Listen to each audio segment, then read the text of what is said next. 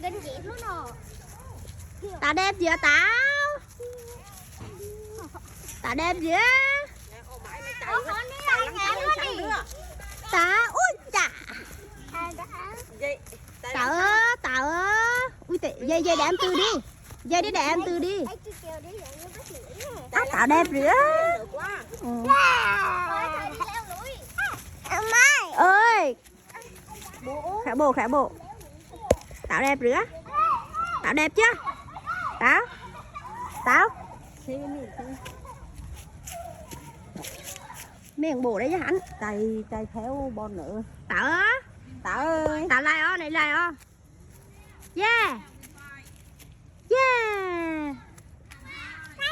Chạy. Chay